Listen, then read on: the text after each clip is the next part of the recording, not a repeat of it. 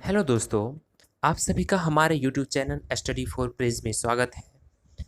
जैसे कि आज हम डिस्कस कर रहे हैं ईवीएस के जुलाई 2019 के प्रीवियस ईयर क्वेश्चन के उसको एनालिसिस कर रहे हैं।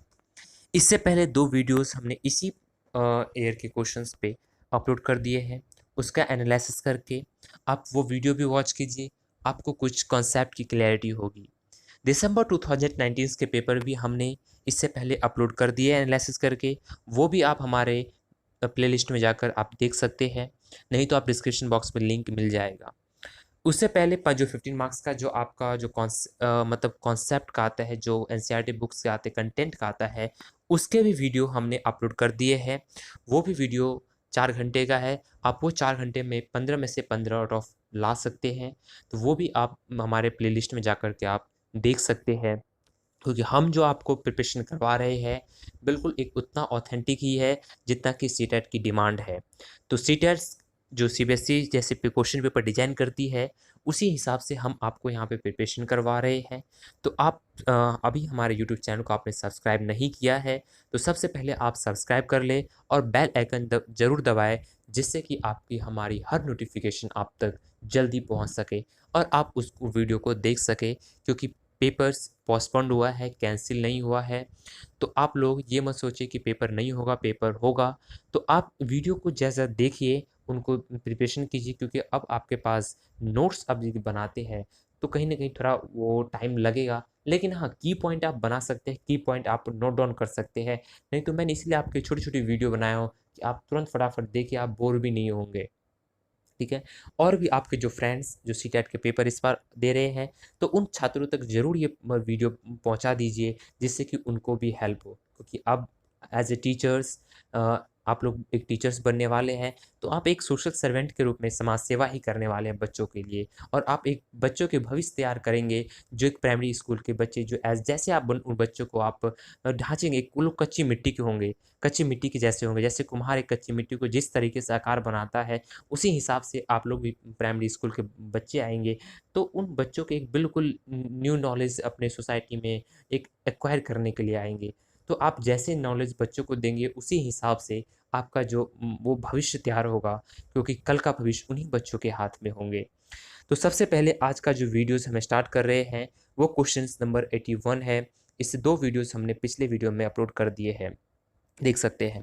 Question number first 81, in EVS teachers should be provided opportunity to the children and assess themselves and self assessment is क्या है। पर्यावरण अध्ययन में शिक्षकों के द्वारा बच्चों को स्वयं अपने आप का आकलन करने के लिए अवसर देना चाहिए। तो ये स्व आकलन सेल्फ असेसमेंट क्या है। देखिए, ये क्वेश्चंस हर टाइम आएगा आपको।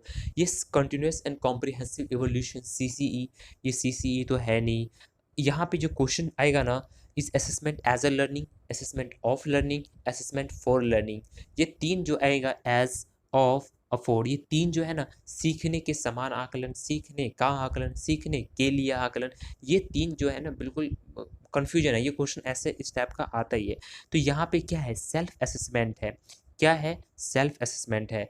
तो सीखने के तो इसमें क्या आएगा कि असेसमेंट बच्चों उनके सीखा कितना है ना। तो सीखने के समान आंसर, ये सीखने का आकलन होगा नहीं। अब कोई चीज़ वो दूसरा करेगा सीखने के लिए। Assessment for as a learning, जो आप कोई चीज़ बच्चों को सिखाएंगे उससे पहले जो आप क्वेश्चन पूछते हैं बच्चों से, वो होता है असेसमेंट फॉर लर्निंग का मतलब। तो यहाँ पे जो है ना असेसमेंट एज ए लर्निंग, इसको हम ज़्यादा एक्सप्लेन नहीं करेंगे, वीडियो बहुत लंबी हो जाएगी। तो इसको हम इतना ही इस क्वेश्चन के अकॉर्डिंग ही हम इसको एक्सप्लेन करते हैं। तो इसका करेक्ट आंसर क्या हो जाएगा, assessment as a learning. Question number 82, rating scale में कौन सी तकनीक का उपयोग होता है। Which technique is use in the rating scale. कौन सी टेक्निक का रेटिंग स्केल यूज होता है। देखिए, सबसे पहले आप रेटिंग स्केल कब कहाँ यूज करते हैं, आपको ये पता होनी चाहिए। जब आप मैक्रो टीचिंग प्लान बनाते हैं तो ये से रेटिंग स्केल बनवाया जाता है सबसे।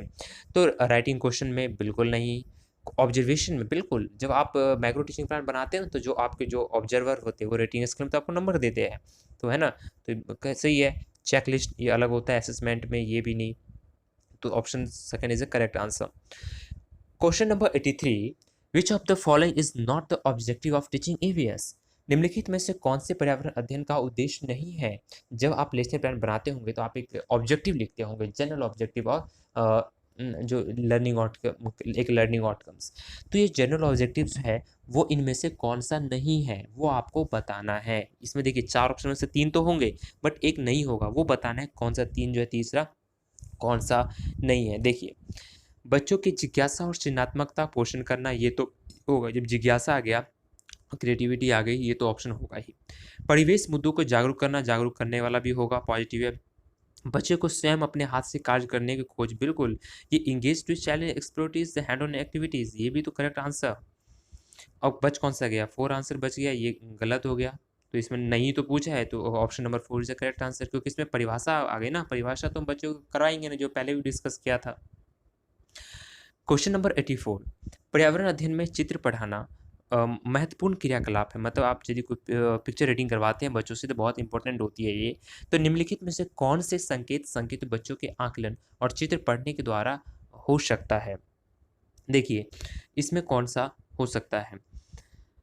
Picture reading is an important activity in EVS. The which of the following is indicators of the learners can assess the through picture reading? picture through से क्या क्या वो लर्न करते हैं?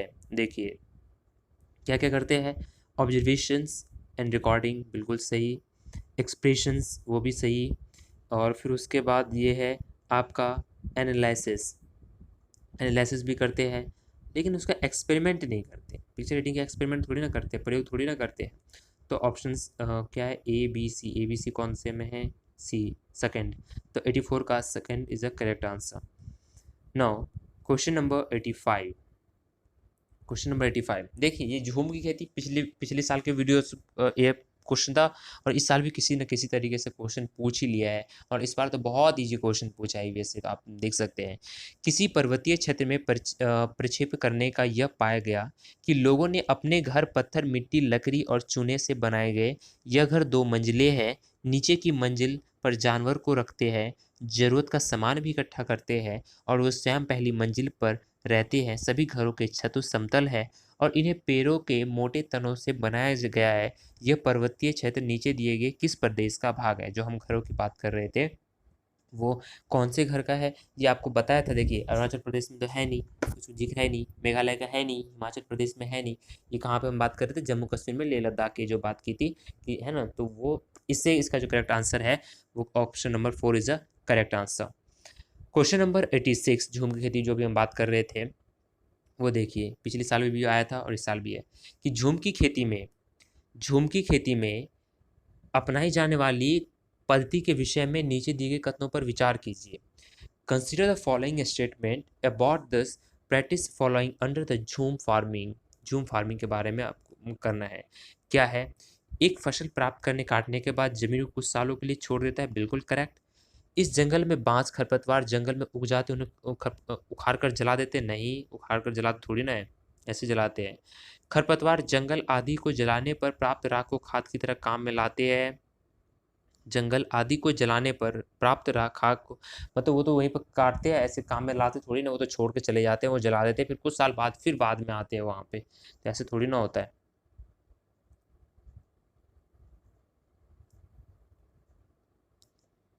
हाँ, नेक्स्ट क्या है? जब इस ज़मीन की खेती की बारी आती है, तो बीज छिड़कने से पहले इसे गहरा जोता जाता है। हाँ, देखिए, ये थोड़ा क्वेश्चंस है कि जब इस ज़मीन की खेती की बारी आती है, तो बीज छिड़कने से पहले इसे गहरा जोता जाता है। उतना गहरा भी नहीं जोता जाता, हल्का सा जोता जाता है, हल्का सा उसको वो की जाती है। तो यहाँ पे यदि हम बात लीजिए, जो गहरा वर्ड यूज किया है, तो इस हिसाब से ये ऑप्शन थोड़ा गलत होगा।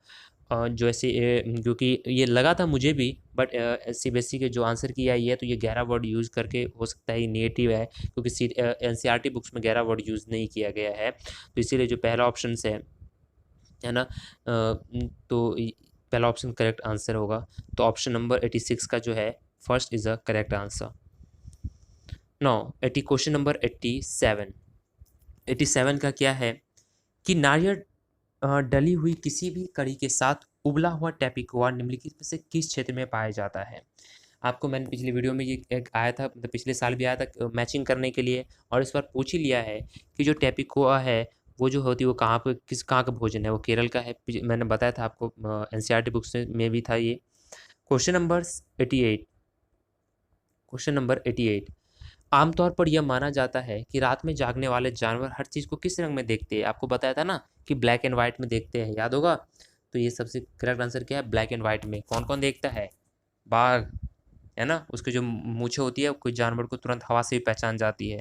तो इस टाइप को जो रात में जागने वाला जो उदाहरण बताया था एक बाघ का, तो आपको इससे कुछ याद आ रहा होगा। तो इसका करेक्ट आंसर क्या है, option number 4 is the correct answer.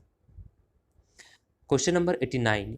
केचुआ को किसानों का मित्र माना जाता है, इसके लिए निम्नलिखित में से सही कारणों को चुनिए। तो इसमें से सही कारण कौन से हैं, देखिए सही कारण क्या है। केचुए मृत जो पत्ती पौधे को खाते हैं और इसके मल जमीन में उपजाऊ बनाती है, बिल्कुल करेक्ट सही है। केचुए खरपतवार खाते, इसका मुख्य फसल की रक्षा इसके फसल की रक्षा होती है।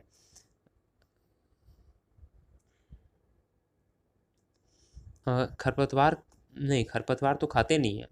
तो ये देखिए, ये सेकंड सेकंड पैराग्राफ सही है, बट ये ना ये गलत है, तो इसीलिए गलत हो जाएगा। केचुए जमीन में छेद बनाते हैं जिससे कि जमीन पोली हो जाती है और जिससे कि, है ना, ये सही है। केचुए द्वारा बनाए गए छेदों में जमीन में आसानी से हवा पानी मिल जाती है, ये भी सही है। तो ए सी डी कौन से में सही है, A C D, option number 3 is the correct answer. Option number 90। आदिवासी हजारों साल पहले से कांस मतलब ब्रॉन्ज की चीज़ें बनाते आए हैं। आज भी हमारे घरों में कांस का उपयोग होता है। कांस के विषय में निम्नलिखित में से सबसे सही कथन कौन सी है। यह एल्युमिनियम और तांबे कॉपर की भांति एक तत्व होती है, नहीं। यह पीतल ब्रॉन्ज तांबे कॉपर का एक मिश्रण है, नहीं।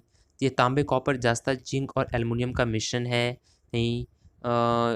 ये तांबे कॉपर टीन का मिश्रण, बिल्कुल it is a mixture of a copper and tin is a correct answer. It is a not correct answer, it is a element like aluminium and copper, नहीं। It is a mixture of copper and brass, नहीं, not. It is a mixture of copper zinc and aluminium, is not, is option number 4 is the correct answer. Question number 90। आज हमने जो दिसंबर 2019 and जुलाई 2019 के जो EVS के जो questions आए थे, वो हमारी आज पूरी हो गई है। उसके एनालिसिस हमने कर लिए बिल्कुल 60 मार्क्स में, और इस तरीके से हमने एनालिसिस की है। उसके साथ में पैडागोगी भी डिस्कस की, जो कंटेंट था 15 मार्क्स के वो भी हमने डिस्कस किए। तो आप यदि इन वीडियो को इस तरीके से क्वेश्चन को एनालिसिस करके अटैम्प्ट कर सकते हैं, तो मेरे हिसाब से आपको अच्छे मार्क्स आ सकते हैं पेपर्स में। क्योंकि आप देखिए टाइम भी कम बचा है, सिलेबस भी इसका ब्रॉड है, तो हम इसी तरीके से कहीं ना कहीं से आपको प्रिपरेशन कराएंगे। और इस वीडियो को ज़्यादा शेयर कीजिए, क्योंकि उन बच्चों को भी हेल्प होगी जो लोग आप सीटेट का पेपर इस बार देंगे।